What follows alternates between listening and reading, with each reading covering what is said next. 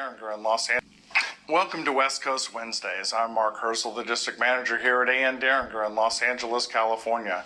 The good news this week, the number of sea serpent sightings is at an all-time low, but there is still great risk when shipping, especially with international shipments. Now, let's talk cargo insurance, because carriers' limits of liabilities won't likely cover your potential losses, and even if your Incoterms specify that another party is responsible for securing insurance coverage, what level of coverage did they procure to protect your liability?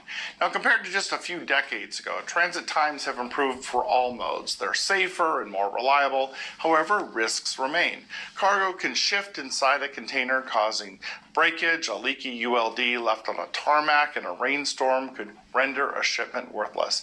Maybe an entire pallet of high-value consumer electronics shipments goes missing.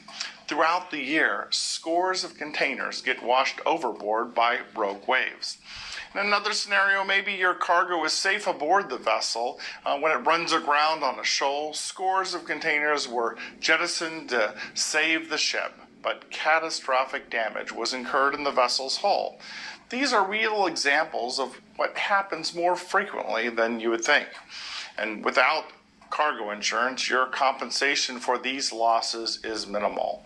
A multitude of international conventions and agreements and laws provide international and domestic carriers with limits of liability that can leave you with zero compensation for your now useless or missing cargo.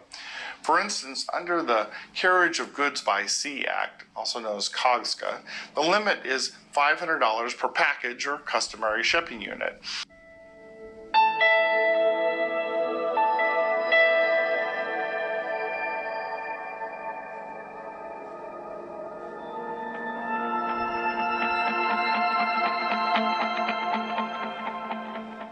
And under the Warsaw Convention, the most you can hold the international air carrier accountable for is $9.07 a pound or $20 a kilo. And in the case of catastrophic damage to the vessel where general average has occurred, under this circumstance, did you know that even if your cargo somehow miraculously arrives unscathed to its port of discharge, that you must pay not only for other shippers' cargo lost at sea, but also for the repair to the damage to the vessel itself, which will be prorated based upon the value of their shipment on that voyage.